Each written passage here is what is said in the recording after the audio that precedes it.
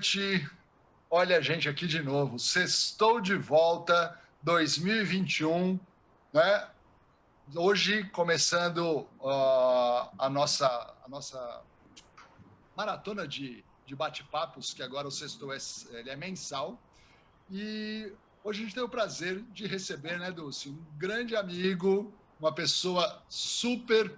Fala, Dulce, você queria falar alguma coisa? Não, quero contar, né, Paulo, que a gente evoluiu. Sextou agora tá no YouTube e vai ter o podcast. Ah, sim, né? As Como novidades. que a gente não Aliás, vai contar a vamos lá. novidade? Sigam-nos, depois a gente vai falar de novo, mas sigam-nos nas redes aí, que tem muita novidade chegando da 5U. A gente vai estar mexendo o mercado bastante.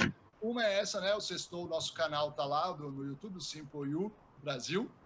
Tá? O Instagram, @5U Brasil também. Você encontra lá o link para todos os nossos canais. E hoje a gente tem o prazer aqui de receber o nosso amigo Rodrigo Oliveira, né? Gerente, se eu não estou errado, é gerente de marketing digital da LBV e novas mídias, é isso? Isso, na verdade, gerente de marketing digital da LBV Brasil, professor, né, especialista na área do branding, professor de branding e também todos os paranauê digital que surgem aí, né? A gente não tem muito rótulo, a gente tem que se adaptar. Muito bom, bem-vindo ao nosso bate-papo, obrigado por ter aceito o convite. E vamos lá, Dulce, vamos trocar figurinha com o Rodrigo aí e entender um pouco desse termo aí que ele trouxe para a gente, né? O Rodrigo tem uma coisa que eu acho que ele vai contribuir bastante, eu gostaria de começar por aí. O Rodrigo, além de ser um gestor, ele é um professor, ele é um pesquisador, ele trabalha tanto no mundo corporativo, como ele também tem ações no mundo educacional. É isso mesmo, né, Rodrigo? Isso mesmo. Então, o que eu quero começar, Rodrigo, é quando a gente fala de mundo, a gente vai falar assim, primeiro contar para as pessoas o que é o mundo digital, porque tem gente que é muito novo, né? Muita gente ainda não conhece. Então, a gente vai contar um pouco disso e depois que a gente contextualize mesmo o que isso significa no mundo corporativo, no mundo educacional e depois para a gente trocando a conversa. Mas primeiro vamos dar essa abertura para deixar bem claro esse conceito. Bora lá, Rodrigo. Perfeito, vamos nessa. Deixa eu vamos só falar uma coisinha, uma Rodrigo, antes. Um minutinho só. Quem quiser fazer perguntas, gente, por favor, faz no chat, a gente vai fazendo e levando as perguntas para o Rodrigo. Bora lá, Rodrigo. Perfeito. Bom, primeiro ponto, eu quero agradecer demais, tenho um carinho imenso pela Dulce e pelo Paulo, eles foram meus professores no MBA, aprendi muito, foram o primeiro módulo, o primeiro dia de aula, viu? Com eles, experiência do consumidor, e com certeza muito dos insights que tiveram ali foram muito valiosos. A Dulce, ela teve também na orientação da banca da turma, e aqui tenho dois queridos amigos que construí lá, que são o André e o Wendel, que eu vi que acabou de entrar também. O Wendel, que eu não vi o Wendel. Olha aí, gente, acabei de ver aqui, tô muito feliz de tê-los.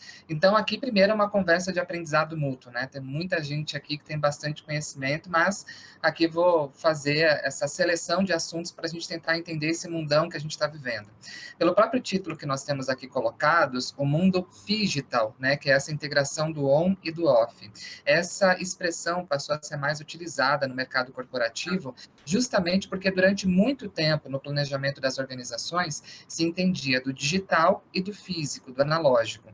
Mas nós estamos vivendo um mundo onde essas relações não estão mais tão distantes assim. Se a gente for parar para observar, no início dos anos 2000, eu, pelo menos, quando conectava a internet em casa, naquele computador que ficava na sala, era 10 da noite, à meia-noite, que tinha aquela chiadeira para a gente se conectar à internet, né? Quem lembra desse tempo aí? Tinha acesso de escado, né? Tinha acesso de escado, exatamente. Ali, a gente até sabia quando a gente estava online e quando a gente estava offline. Só que, gente, quando a gente sabe hoje quando a gente está online e offline? A gente só sabe quando a gente está com problema de internet. A gente está o tempo todo migrando entre essas duas realidades. Então, se a nossa experiência hoje, ela já tem essa visão híbrida, do ponto de vista do desenvolvimento cognitivo, inclusive do hibridismo, a gente precisa compreender que o mundo digital, ele é uma realidade para todas as organizações e todas as pessoas que estão inseridos nela. Claro que não é uma visão também tão poliana assim. A gente vive num mundo que ainda tem muitas desigualdades. 3 bilhões de pessoas não têm acesso à internet no mundo, né? Então, a gente fala ainda que temos muito a percorrer como humanidade. Mas grandes centros, grandes cidades que reúnem um conceito, uma condição de infraestrutura melhor, já passam a viver essa realidade onde o on e o off, eles estão cada vez mais integrados. E isso muda muito a maneira como a gente tem que pensar a nossa carreira, como tem que pensar a nossa estratégia, como tem que pensar como eu, como profissional, vou delimitar a atuação. Então, o mundo digital é a gente compreender que não existe o que o Rodrigo é no offline e o que ele é no digital.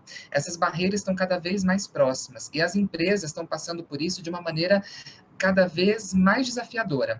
Me lembro muito quando, já há um tempo, foi criada uma rede social chamada Love Mondays. E ela ajudou a desmistificar uma ideia que era assim, as 500 empresas melhores para trabalhar, tinha aquele ranking da Você SA, feito por auditores. Então, este mundo digital, ele é um mundo da descentralização da informação. Paul Baran, que tem um grande diagrama que explica sobre isso, onde a gente não tem as relações mais tão lineares. Hoje, a gente não sabe de onde parte a informação, de onde parte o novo. Pegar uma comparação, o impeachment do Collor, a gente soube por um plantão na Globo. O da Dilma foi um tweet, que logo depois reverberou na mídia tradicional. Então, cada vez mais o fluxo de informação, ele não tem mais um caminho linear. E isso faz com que as estratégias, a maneira como a gente lida com as informações e como a gente se posiciona diante desse mundo é completamente diferente do que a gente já viveu. Então, é preciso compreender, primeiro ponto, que não há mais mundo on e off. Ele está completamente integrado o tempo todo. Legal. Rodrigo, deixa eu fazer uma pergunta para você. Tem uma coisa que as pessoas têm muita curiosidade, assim, as pessoas têm bastante dificuldade. Você é o gestor de uma equipe. Como é que fica você, enquanto gestor, nesse processo digital? Como é que é isso? Como é que você percebe a sua equipe e você, como é que você se prepara para essa equipe? Então, eu acho que 2 pontos importantes que é muito comum quem trabalha com equipe perceber assim, nossa, mas as pessoas hoje estão mais exigentes, no meu tempo não tinha disso, né, costuma falar, eu quando comecei na carreira não tinha esse determinado comportamento. É muito importante perceber que a digitalização ofereceu a possibilidade de novas experiências. Então, hoje, o colaborador interno, o funcionário, ele acaba querendo transmitir a mesma experiência que ele tem ao pedir comida, por exemplo, para dentro da empresa, com uma reputação, com uma clareza, com uma agilidade. Então, a requisição que é feita, as pessoas hoje estão cada vez mais diminuindo o tempo de espera, né? Então, durante muito tempo, alguns pedidos poderiam levar alguns dias, mas hoje as pessoas estão cada vez mais impacientes como um todo. Se a gente for pensar numa sexta-feira à noite, em 2005, talvez o nosso grande pedido aí, vou pedir uma pizza do quê, né? Mas hoje, o que a gente pode escolher para comer? Se você está numa cidade como São Paulo, por exemplo, você tem ali o Uber Eats, o iFood, você pode escolher a comida X, com um tempero especial, com um recorte Y, e que esteja 20 minutos na minha garagem. Se não tiver, já vai ser despontuado. Então, a digitalização permite uma série de customizações. E isso faz com que mude a nossa perspectiva e a gente queira ter essa mesma experiência em todos os graus, inclusive nas empresas. Então, hoje, é muito comum as pessoas terem, né, acesso a mais informações, exigirem uma resposta mais rápida, buscarem por uma satisfação maior, não tolerarem circunstâncias que durante muito tempo foram sempre normalizadas no ambiente corporativo, como uma série de assédios e outros comportamentos que são deploráveis, né? Mas que durante muito tempo eles eram sustentados do ponto de vista como empurrando uma sujeira para debaixo do tapete, né? Ninguém vai falar, ninguém se fala. Então, todos esses contextos hoje, o digital ele acaba trazendo uma transformação mais ágil para as empresas. E o profissional e a empresa que não entender isso vai tendo um custo muito alto para administrar, que é o alto custo da desmotivação. Tem um artigo muito interessante que a Harvard Business Review fez sobre o custo invisível da desmotivação. Porque muitas vezes a gente percebe que, não, mas está todo mundo aqui, né? Então a pessoa está presente, mas não está, né? E agora, a mesma distância, uma relação ainda mais difícil para poder gerar resultados que agreguem valor à empresa. Então, é muito comum hoje a gente ter essa mentalidade digital e ágil para o gestor compreender que sim, as coisas são diferentes, elas podem não estar iguais como há 5 anos, e elas não estarão, como não estarão iguais amanhã, as premissas estão mudando muito rapidamente. Então, não é, a gente não pode abrir aquela visão, no meu tempo era, né? Que bom Não, que foi assim, foi ótimo, foi maravilhoso, foi importante para chegar onde está aqui, mas é muito importante compreender que as mudanças, elas são cada vez mais velozes e contínuas, né? Rodrigo, então, assim, né, tudo isso que a gente está falando, essa revolução, vamos dizer assim, né, quase que diária, o impacto nas marcas, ele é gigantesco em termos de experiência e engajamento também, né? Porque como essa linha agora do online e offline, ela sumiu, quebrou essa barreira, essas experiências são muito mais, assim, a flor da pele, né? Ou seja, aí com isso o engajamento também é 8 ou 80, né? Exato. Teve um movimento muito interessante, vocês devem ter acompanhado que as empresas lavajatistas, ou seja, aquelas que estavam envolvidas no esquema da Lava Jato, elas fizeram um processo de renovação das suas marcas, né?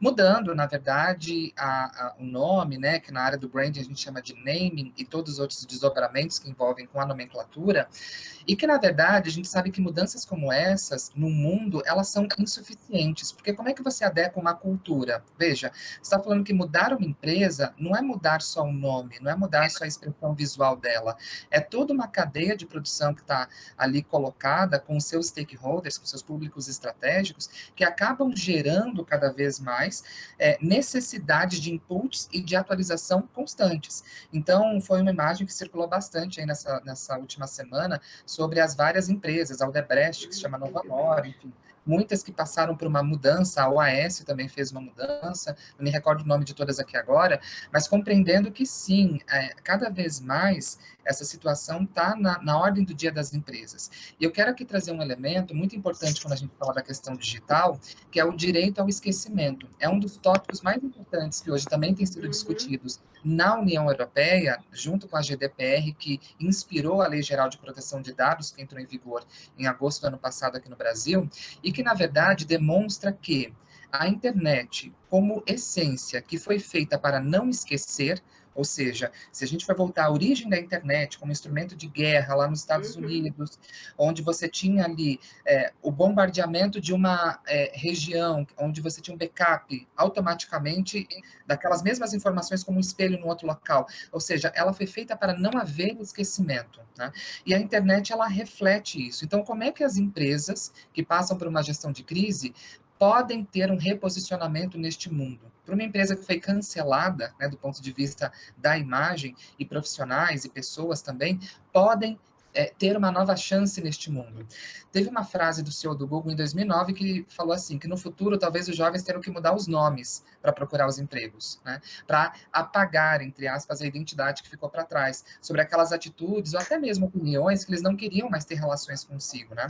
Então, o mundo das marcas, marcas pessoa e marcas corporativas, marcas comerciais, ou até no ramo do employer branding, que a gente fala da marca empregadora e a marca comercial, sofrem muito, né, um grande impacto neste mundo digital, porque essas mudanças podem reverberar de maneira cada vez maiores. Carrefour está aí para a gente não mentir, Smart Fit está aí para a gente não mentir, Madeiro está aí para não mentir, e muitas outras empresas que cada um de vocês podem ter experiências, compreendendo que um contexto de um posicionamento, seja do CEO, seja de um prestador de serviço, pode pôr toda uma visão de valor agregado à marca por baixo em função desse posicionamento. E, Rodrigo, e aí tem uma outra questão que a gente discute muito, e talvez a gente ainda tenha só uma leve percepção, que é a questão mesmo, né? Como todas as instituições estão encaminhando a própria educação para formar esses profissionais do futuro. Como é que você vê essa questão, Rodrigo? Você convive com pessoas bem jovens. Como é que você vê essa formação profissional, o sujeito se preparar e se abrir para esse mercado novo? Há hoje vários movimentos, né? A gente acaba tendo sempre um artigo no LinkedIn falando que diploma não é mais importante, não, é só habilidade, enfim. A gente ainda tenta achar uma receita de bolo, né? A gente ainda acha que uma receita de bolo vai resolver a atuação profissional, quando na verdade, eu gosto muito, assim, eu fiz um material de preparo sobre análise de tendência, né? Que eu apliquei dentro da LBV, onde eu atuo, e gosto muito daquela reflexão, e a partir disso ela nunca deixou de ser tão mais atual, de Darwin, né, que fala que não é o mais forte nem o mais fraco que sobrevive, mas o que melhor se adapta às mudanças. A gente nunca teve uma verdade tão clara para essa circunstância atual. A adaptabilidade, ela é tão importante hoje que a gente realmente compreender que as premissas estão mudando muito depressa, e a gente não pode ser o Gabrielão da vida, né? Tipo, vou nascer assim, vou morrer assim, Gabriela. E não tem a ver com negociar com propósito, porque às vezes a gente fala que mudança, às vezes pode parecer com uma ideia de tipo, não tem um propósito, cada hora eu vou ter uma visão. Não, você pode ter a sua crença, a sua visão de mundo. A questão é que a entrega, a maneira como a gente vai corporificar ou expressar essa visão de mundo, ela vai se moldar cada vez mais diferentemente, porque as pessoas estão tendo compreensões diferentes, a gente está tendo uma avalanche de informações que faz com que muitas coisas que eram, entre aspas, corretas na nossa compreensão, hoje já não são tão certas assim, até porque a relação do certo e do errado já, muito relativo, né? A dicotomia que envolve o binarismo, de uma certa forma, está muito em xeque, compreendendo que existe uma série de questões que vão muito além do que a gente se educou a ver, né? Então, o preparo para isso é muito com uma visão de aprendizado contínuo, né? O lifelong learning explica muito isso, que a gente ter essa disposição contínua para o dado. Aqui eu quero puxar uma sardinha para a Dulce no seguinte, eu acho que ela não vai lembrar disso, mas numa das aulas do MBA dela, eu estava falando, meu Deus, olha, eu estou aqui no MBA de Branding Innovation, né? Que foi o MBA que eu fiz e a Dulce e o Paulo foram professores. E ali, de repente, eu estava falando, nossa, mas eu fiz jornalismo, fiz especialização em novas mídias, migrei para a área do marketing, agora estou aqui em inovação, é isso, tá? Eu estava tomando um café despretensioso. Aí a Dulce, ela falou, Rodrigo, olha, a experiência, não vou lembrar na sequência, Dulce, mas você, com seu repertório de administração, fonoaudiologia ou fisioterapia, não me engano. Fonoaudiologia. Fonoaudiologia. Essa mistureba toda. Todas, e aí depois ela falou de todo o caminho, o mundo hoje ele é multidisciplinar, não adianta a gente compreender que a competência que se aprende nas humanas, elas são absolutas para uma estratégia de marketing. As exatas estão cada vez mais dentro do marketing e vice-versa, né? Então, a multidisciplinaridade é uma característica desse mundo atual. Então, isso é importante porque é possível ter diversidade nas empresas. É possível dar voz para mais pessoas para que a gente consiga ter pertencimento e identificação em tudo aquilo que a gente faz, como marca empregadora e como expressão de marca também. Mas eu acho assim, Rodrigo, que para as empresas, para a gestão, para as organizações como um todo, tem sido extremamente desafiador, porque isso que a gente está vendo estava próximo, mas assim, é como se a gente tivesse uma certa miopia. Com o evento que a gente teve da pandemia, isso se aflorou, e eu vejo que muitas organizações não estão preparadas para isso. E assim, você tem uma equipe, você está dentro de uma organização, como que você percebe esse movimento, Rodrigo? E eu diria mais ainda, como é que a gente tem gestores também aqui nesses nossos convidados, como é que você diria assim, qual é o maior preparo, qual é o maior desafio que esse gestor tem que enfrentar hoje, nesse dia a dia? Conduzir essas equipes que antes eram presenciais, antigamente se falava assim, olha, isso aqui você aprende e guarda para você, hoje você precisa ser colaborativo, você precisa compartilhar, você tem uma série de coisas que o mercado demanda e cabe ao gestor, no caso, né, na organização, ao gestor, nas escolas, o professor, a levar isso para frente. Como é que você vê isso, Rodrigo? Eu queria dividir uma ótima pergunta em 2 pontos. O primeiro delas é a nossa capacidade de leitura. A gente tem que entender o contexto. E aí eu gosto muito, embora sempre tenha uma reticência, né, um olhar mais afastado dessas palavras famosas que sempre se usam no mercado corporativo, mas a gente foi durante muito tempo olhado para a relação do mundo VUCA, né, o mundo complexo, ambíguo, vulnerável e incerto, né? E dessa sigla em inglês. E muita gente falou pós-VUCA, enfim. A gente sempre tenta criar um código e dessa forma criar um livro, um artigo para ser super compartilhado e alguém lucrar com isso, né? Mas de alguma forma essas sínteses ajudam a compreender com um público diverso quais movimentos estão na mesa. Hoje a gente tem cada vez mais, a partir do movimento da pandemia, há estudos feitos no MIT que apontam que a pandemia pode ter acelerado em 10 anos comportamentos que a gente levaria muito tempo para mudar, né, do ponto de vista do desenvolvimento. O Facebook fez um estudo mapeando pelo menos 26 tendências que foram altamente modificadas na pandemia. Por exemplo, eu me recordo muito, eu moro relativamente próximo a um supermercado, 4 quadras dele, e quando, logo nas primeiras semanas que eu fui presencialmente ao supermercado, quando já houve a quarentena, eu cheguei lá e vi metade do estacionamento isolado para compra no corner shop. E aquilo me chamou muito a atenção, porque eu falei, nossa, compra de abastecimento, né, sendo feitas online. E essa foi uma tendência que o Google, que o Facebook mapeou, que muitas pessoas fizeram pela primeira vez e estão aderindo a esse comportamento. Isso muda muitas coisas, né? Como vai ser essa relação depois? Quando houver uma liberdade para você ter um pouco mais do deslocamento, as pessoas vão continuar com este hábito? Então, assim, o Facebook fez um mapeamento de 21 tendências. O deslocamento de viagens cada vez mais curtas, com experiências até 1h30 ou 2 horas de você também. Eu passei por essa experiência agora nesse fim de semana. Eu fui para a próxima de São Paulo, Bom Jesus dos Perdões, que fica a 1h10 daqui. Então, vivendo uma experiência diferente de viagem que eu não viveria em outros momentos, né? Justamente porque escolheria um ambiente mais distante para estar ligado à desconexão. Então, a gente tem muitas mudanças e hoje você tem no mercado corporativo o uso da palavra funny para substituir o mundo VUCA, sincrônico. Então, funny com F de frágil, o A de ansioso, o N de não linear e o I de incompreensível. Frágil porque a gente está no mundo, por estar hiperconectado, essa interdependência cada vez mais gera relações e impactos em cadeia. O Taleb, né, que escreveu o best-seller A Lógica do Cisne Negro, ele já previu que com esse aumento de circulação de pessoas entre países e planetas também, né? Planeta tá bom, né, Rodrigo? Entre países, tá? Poderia acelerar o surgimento de pandemias. O próprio Grupo de Inteligência do Pentágono previu que a gente poderia ter pandemias acontecendo e evitando, né, o fechamento de fronteiras com mais frequência.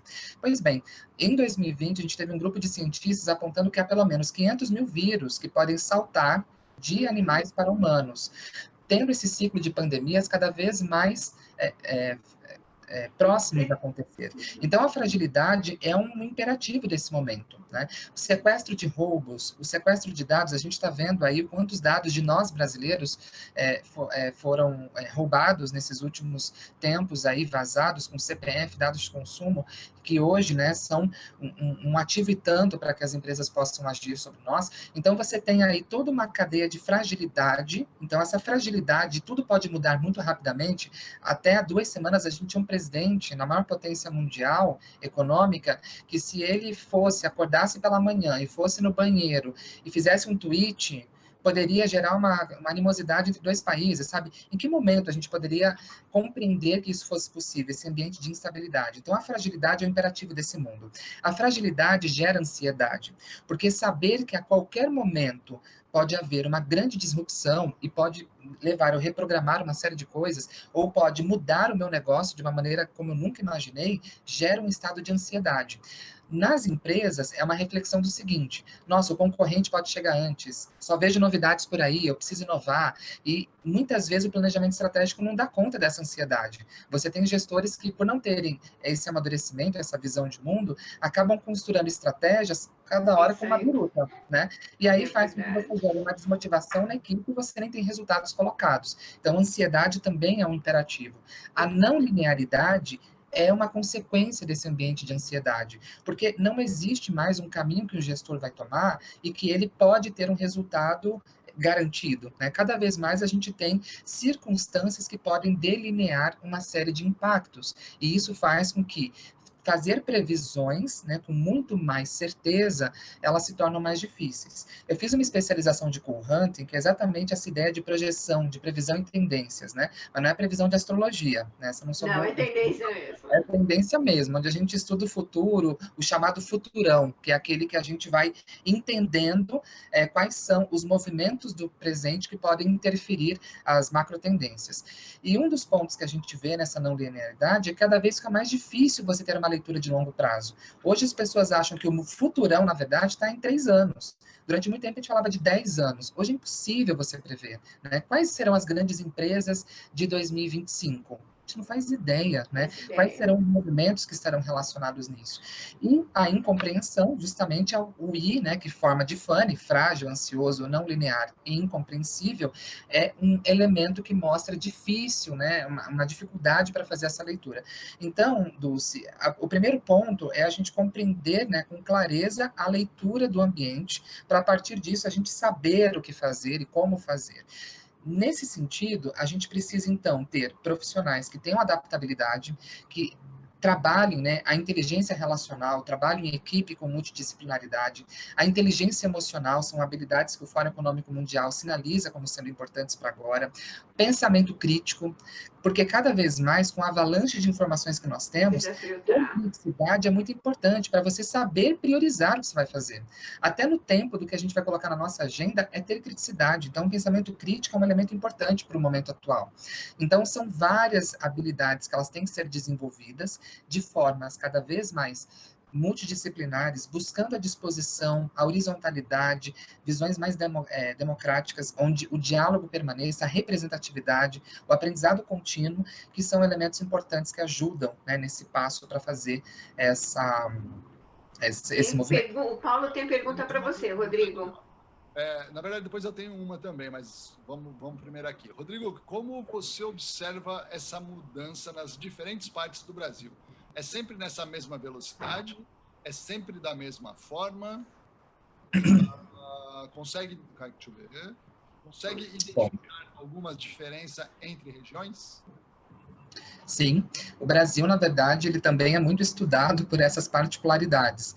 Não à toa que a gente ostenta um dos títulos mais vergonhosos que a gente pode ter de desigualdade, né? Então, a gente consegue ter locais com muita riqueza, onde comportamentos e tendências são, no caso, aspiracionais, e elas acabam trazendo uma visão muito próxima de grandes centros urbanos do mundo, de países considerados de primeiro mundo, e ainda situações de extrema pobreza. E também não acho que é tão separado assim. É possível, por exemplo, em São Paulo, eu fiz vários trabalhos voluntários, assim, a 1 quilômetro da minha casa, e também a 20 quilômetros da minha casa, e locais que se parecem com outra cidade que não é São Paulo, né? Com toda a riqueza que essa cidade dispõe, a gente consegue sustentar ainda muita miséria e muita indiferença. Então, é natural que, quanto mais desigual é o país, e é a nossa realidade, essas mudanças, elas são manifestas de maneira diferente.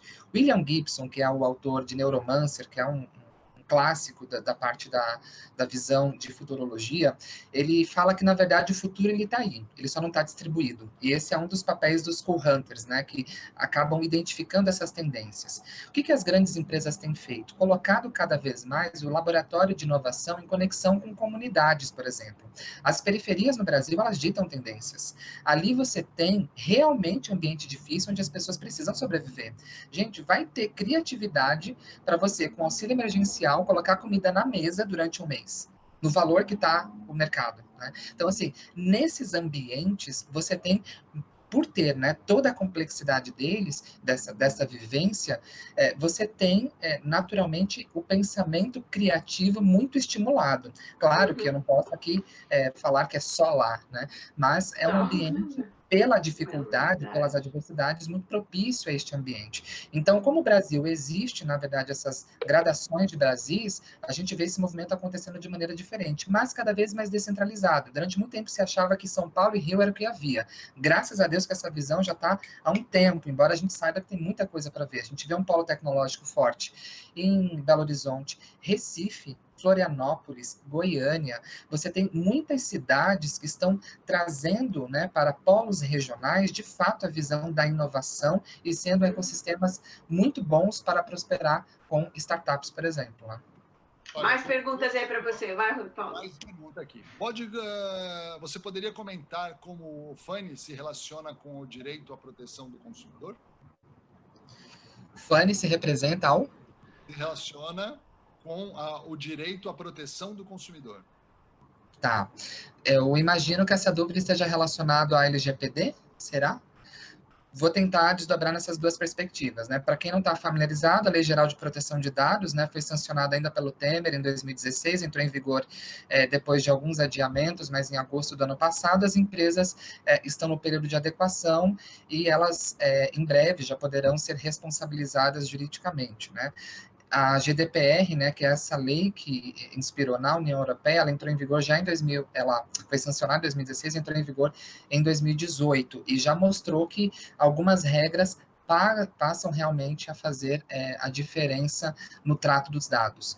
Simplificando, a LGPD, ela traz um impacto muito grande para as pessoas, que é, de fato, o desafio de você ter muita clareza sobre a captura dos dados, o armazenamento, o processamento desses dados, quem manipula esses dados, como eles são ou se podem ser transferidos ou não, como é feita a portabilidade, dá esse direito ao consumidor. Por exemplo, eu sou um consumidor da telefonia A e quero migrar os meus dados para a telefonia B.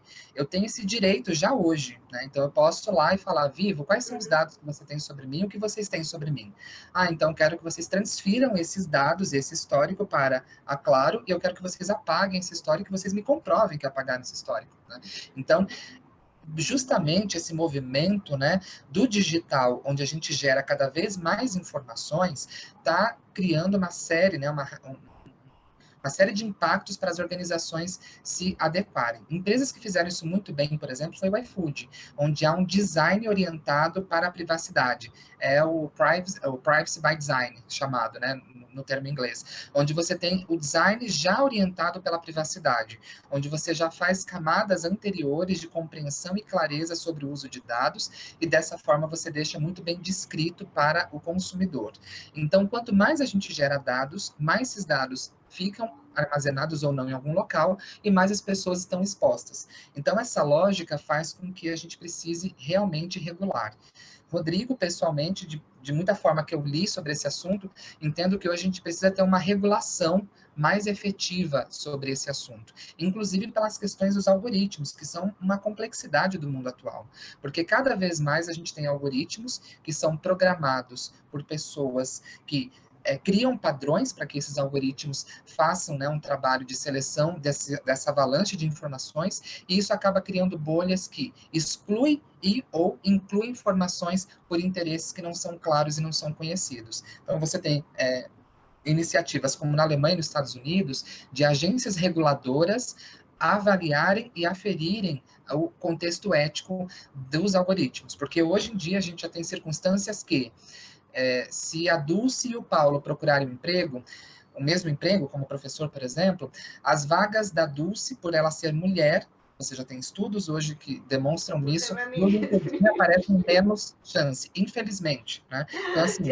olha quantas circunstâncias nos custam essa visão que ainda precisa ser amadurecida de novo. E, Rodrigo, tem um filme bem interessante na Netflix, que é o Dilema das Redes, que é bem interessante para entender um pouco melhor como é que funciona essa questão dos dados. Paulo, tem uma pergunta para você. Agora, Rodrigo. essa é uma questão minha aqui, um pouco, dentro do tema, mas a gente tem aí, por exemplo, a Amazon Go, né, que botou aí um sistema todo, você mesmo faz todo o processo. A gente tem aqui, acho que na Oscar Freire também, uma loja desse estilo.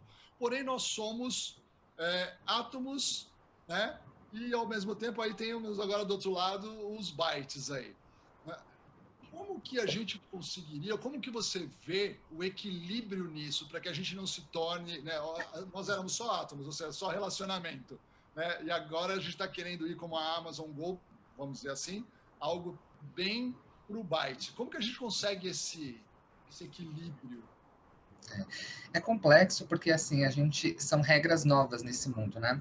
Você tem uma série de iniciativas, se a gente for ver lá no Vale do Silício, onde há um encontro anual de todos esses que são os papas da robótica, por exemplo, como que a robotização pode impactar o mundo do trabalho, como pode interferir as relações. Se a gente vê aqueles filmes distópicos, né, de Hollywood, imaginando os robôs chegando na Terra, a gente sempre vê aquela imagem deles chegando com grandes armas, né, e aniquilando, com uma visão meio distópica mesmo, né? Quando, na verdade, hoje, o que a gente está assistindo é um processo de miséria causado pela tecnologia, né? Não basta a gente tirar aquela glamorização, não, Uber, seja você o seu próprio empreendedor, você trabalha a hora que você quiser, vírgula, né, gente? A gente viu o movimento aí do break dos aplicativos, percebendo que rapazes precisam trabalhar, né, rapazes, moças, 16 horas todos os dias para ganhar um salário mínimo, né? Isso, quando a gente via nos tempos da escola, tinha outro nome, né? Escravidão, né? Não era uma relação como essa. Então, a gente precisa compreender que as relações tecnológicas que hoje são postas, elas podem promover misérias como nunca antes vistas. Então, hoje é uma grande preocupação que é discutida no Vale do Silício, tanto que o Bill Gates, ele trouxe a reflexão para que fosse taxada, né? Uma taxa mínima sobre os robôs, porque não falta, você trabalha ao extremo, a aprendizagem é por rede neural, né? Então, houve uma cena, inclusive, muito curiosa de um parque de trabalho na Microsoft, onde um robô estava andando, ele teve um deslize, ele acabou tropeçando e caindo. E os humanos que estavam em volta deram uma risada sobre aquilo. E aí todo mundo viu e falou o seguinte: o aprendizado de máquina, ele é por rede neural. Eu consigo ter o mesmo aprendizado transmitido para vários robôs ao mesmo tempo. Então, o que um aprende, todos conseguem aprender. Com humanos, a gente consegue fazer isso? Né? Então, assim, é bem mais difícil. Então, as relações para o trabalho que é repetitivo acabam se tornando mais desafiadoras. E quem faz o trabalho repetitivo hoje? Né? São as pessoas que, infelizmente, tiveram menos oportunidade, tiveram menos acesso à escolaridade, tiveram uma primeira infância que é essencial para o desenvolvimento cognitivo, muito comprometidas, sem lazer, sem uma boa alimentação. Como essas pessoas vão competir com outras pessoas que tiveram um contexto completamente diferente, né? Então, agora, Rodrigo, uma coisa que você toca agora, com esse mundo híbrido na educação, eu acho que a gente também tem que tomar bastante cuidado. Você tem um pouco de experiência nessa questão da educação. Conta um pouco isso para a gente, Rodrigo.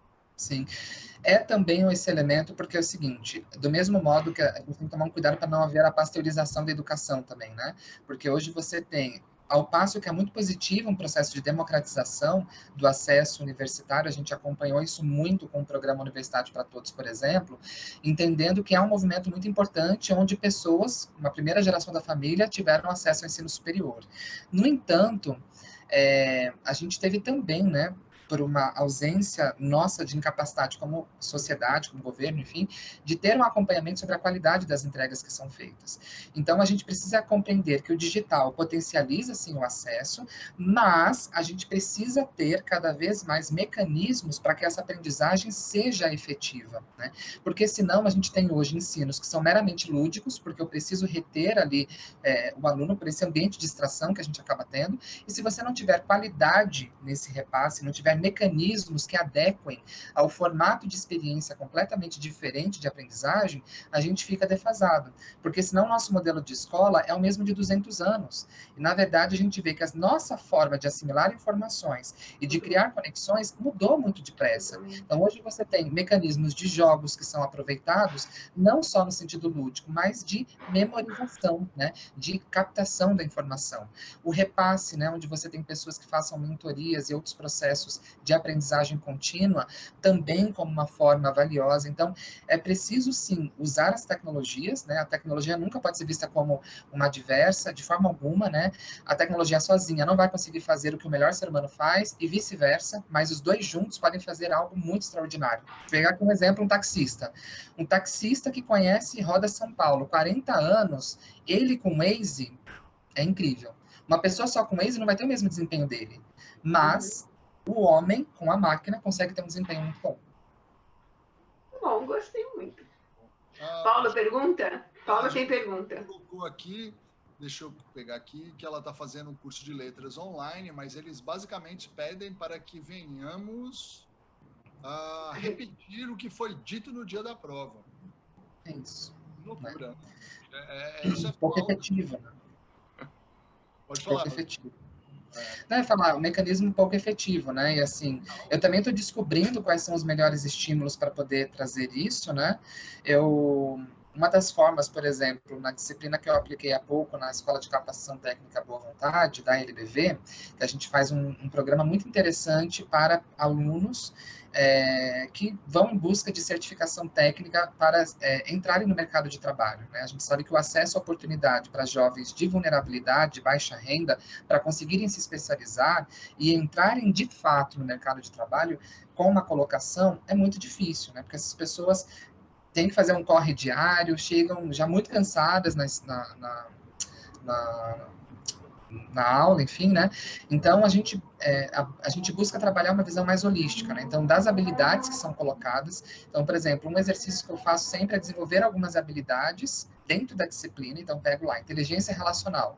Algumas atividades que são desenvolvidas na disciplina e também que a pessoa possa fazer uma autoavaliação. Ela acompanha, ela veja quanto que ela evoluiu no tempo da disciplina sobre inteligência relacional, por exemplo. Então, é dado o conteúdo, é feito o exercício, a pessoa faz a autoavaliação, é um mecanismo de avaliação feito. Outro, trabalho prático, onde há exercício em grupo, onde há situações reais que precisam ser colocadas. Então, você tem vários instrumentos que precisam ajudar essa pessoa a compreender que a aprendizagem se dá pela experiência, se dá pela troca, se dá por exercícios que vão colocá-lo mais próximo da realidade para que ele possa demonstrar as suas reações diante das circunstâncias que estão colocadas.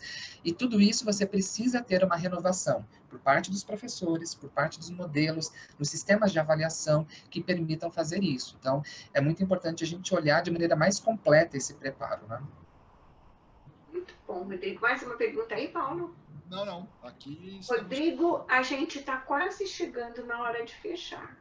Já, gente, olha como eu falo. É uma coisa, a gente faz assim, ele começa às 8h30 e termina às 9h15, porque quem sabe ainda vai tomar um vinho, uma cerveja, coisa e tal.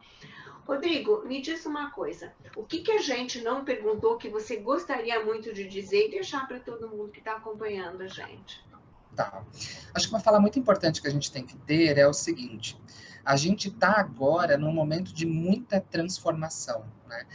Bauman fala muito desse ponto do interregno, né? Que é o que não é mais, mas que ainda não é, né? Ou seja, as soluções que nós temos hoje, elas não são aplicáveis ainda para o que vai ser, mas as que a gente tinha também não.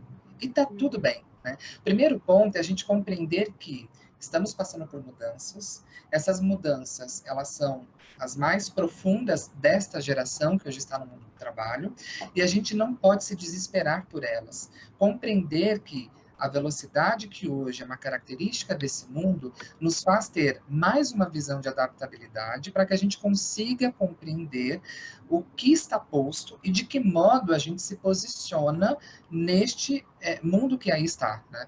Então, o primeiro ponto que é muito importante é essa visão da adaptabilidade, o aprendizado contínuo, como dois pilares que são importantíssimos para a gente conseguir ter uma caixinha de ferramentas que seja eficaz. Eu também sou louco da caixinha de ferramentas. Tenho aqui meus cards de pesquisa, quando falta uma ideia eu vou buscar o que tem ali.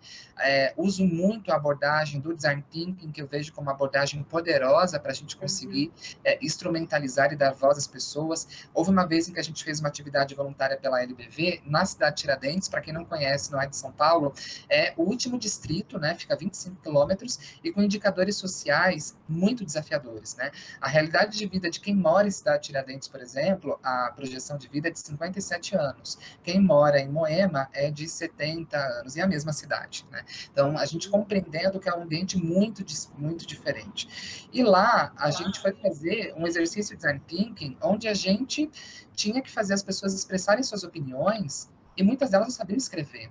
Né? A gente vive num país onde tem uma taxa de perto de 12% analfabetas, 35% analfabetas funcionais. Então, compreender que o processo de aprendizagem, de multidisciplinaridade, precisa ser inclusivo, precisa ter respeito a todos e aos desafios que todos têm.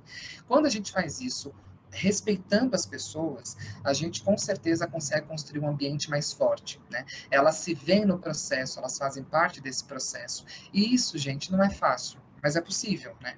É com muito trabalho, né? É realmente desafiador, é realmente muito complexo, mas é o mundo que nós estamos. O primeiro ponto é não desesperar. Muitos eventos que eu acabo partilhando aí, eu vejo muito essa impressão. Tá tudo mudando, mas tá tudo bem. A gente precisa entender que tá tudo bem. Não se desespere porque você não sabe para onde está indo. Empresas gigantes que estão liderando o mercado também não. Então, a gente precisa compreender que esse é o momento de agora e que a gente precisa, então, cuidar da nossa saúde mental, cuidar da gente, cuidar dos que estão à nossa volta, para que a gente atravesse esse momento de incerteza mais fortes e tenha o aprendizado deste momento da melhor maneira possível. E desse modo, consiga construir com ferramentas que hoje são muito conhecidas, com Design Thinking, Jobs to be Done, métodos ágeis, né? E uma série de outros recursos, ter agilidade nas operações de trabalho para conseguir ter respostas mais efetivas, mais rápidas para os desafios que estão postos no momento de agora. Muito bom, Rodrigo. Rodrigo, você está cheio de elogios. Assim, adorei saber tantas coisas, inspirador, muito top. Está cheio de elogios. Gente só generosa, né, gente? Rodrigo, assim, agradeço muito, muito, muito a sua presença. Assim, foi muito gostoso bater um papo com você. E assim, você volta, combinado? Daqui, vamos dar mais um segundo semestre, você volta. Aí a gente já vai estar com o mundo definido provavelmente com N coisas acontecendo, muita novidade, e a gente volta para contar um pouco mais como que anda esse mundo aí, vamos ver como é que a gente... assim, e a Rodrigo, você falou uma coisa que é importante, assim, não importa o quanto o país seja desenvolvido, o quanto não, as coisas ficaram, assim, totalmente uma grande interrogação para qualquer um. Não importa o quanto financeiramente um tem ou não, a interrogação existe, nunca nós foi tudo tão inclusivo, tão democrático, de uma forma tão disruptiva, né? Muito rápido. A gente precisa entender exatamente isso, né? Que a gente está com mudanças significativas e a gente precisa ter solidariedade, sabe? Assim, é um momento em que a gente precisa ser solidário. Se a gente tem um pouquinho a mais, a gente pode ajudar quem não tem nada, porque tem muita gente sofrendo, né? Muito, e a gente bastante. precisa compreender que esse é um momento que a gente está atravessando e quando a gente faz isso, a gente só ganha, né? Então, a gente não vai ficar mais pobre por dividir um alimento que está na nossa despensa, que está lá e vai ficar 2 meses. Né? A gente não vai ficar mais pobre se a gente doar uma peça de roupa que está parada há tanto tempo.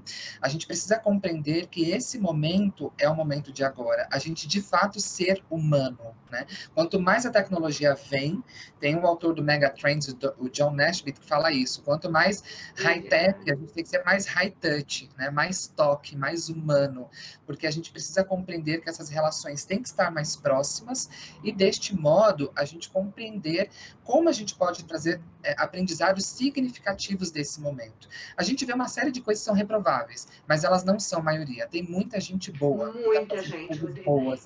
Mas assim, a gente só consegue ficar nesse mundo, eu acho, ficar em balance aqui, porque a gente vê muito mais coisas boas acontecendo, pessoas que você fala, nossa, que coisa, que solidariedade, que ação humana. Então, eu acho que esse nosso lado humano, assim, aconteça o que acontecer, ele vai sempre prevalecer.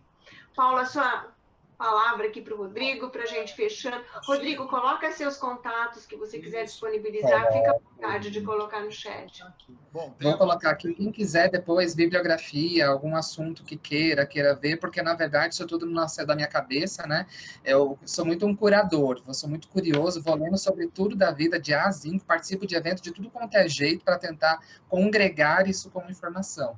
E muita bibliografia, muita leitura, é o momento que a gente consegue fazer essas conexões. Então, quem quiser bibliografia, recomendações, trocar ideias sobre esse assunto, vou deixar aqui o WhatsApp e também o Instagram, onde fico mais ativamente, para também, enfim, trocarmos informações sobre os pontos que foram colocados aqui.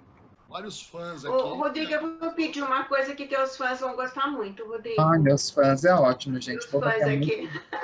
Leitura recomendada. Coloca pra gente, assim, pelo menos uns 5 autores interessantes, com obras que você considera bem importantes. Leitura recomendada. As pessoas, se não pedem agora, vão pedir depois. Então, já estou antecipando o pedido. Tá, eu vou começar, talvez eu não lembre com toda a clareza o nome de todos os autores, mas eu vou falar primeiro e segundo, tá? Só para não perder aí os dados que tem aqui. Acho que um livro muito importante para o momento que nós temos agora é O Novo Poder. esse é um livro muito claro, que entende muito o espírito do tempo que a gente está transformando, né? Compreendendo que as relações, elas estão cada vez mais diferentes, cada vez mais diversas no contexto de trabalho que a gente vive aqui também. Gosto muito do Antifrágil, que é do Taleb também, que fala sobre essa consequência da antifragilidade do momento que nós estamos aqui. Organizações Exponenciais, é um outro livro, que também ajuda bastante a compreender o momento que nós temos ali colocado. Gestão do Amanhã, do Magaldi, também acho que é um conteúdo bem interessante, falando para quem está especificamente no espectro do gestor, para compreender as mudanças que elas são vistas e colocadas, como gestão de trabalho mesmo, né? Você tem o Sprint como o método de trabalho do Google, como sendo também um caminho legal. Esses eu acho que são tanto metodologia como livros que são interessantes. Para dar uma olhada um pouco mais em novos movimentos, para quem trabalha com marca, como aqui a gente está na Simple You, que trabalha com marca pessoal, tem um movimento muito interessante do The Brandly, que é o Brand the Change. Vou colocar aqui. Sou fã desse movimento, ele nasceu lá na Holanda, e tem uma forma de construção de marca com ele bem interessante também. Então, é um livro muito significativo. Falando um pouco mais sobre autenticidade, você tem o True Telling, que é o do autor brasileiro, sempre esqueço o nome dele, mas depois eu trago com mais detalhes, mas pelo livro vocês conseguem localizar. Estou pondo aqui que essa questão da autenticidade das marcas, no momento que a gente está vivendo. Eu acho que esses são livros que ajudam a dar uma visão do momento aí, que eu acho que são interessantes. Rodrigo, super, super obrigada. Eu só posso dizer para você assim, até breve, até a próxima. Valeu, boa noite para todos. Eu quero agradecer a você, né? A Simple You agradece mais uma vez a tua disponibilidade, o teu conteúdo, tá? Pessoal, para quem perdeu alguma coisinha, não se preocupe, daqui a alguns dias isso já está no nosso canal lá no YouTube, para todo mundo poder acessar novamente, o pessoal dando parabéns aqui para você. Rodrigo, de coração, muito obrigado. Ai, Rodrigo. Valeu e esperamos você. Eu agradeço o espaço de vocês e a atenção de todos.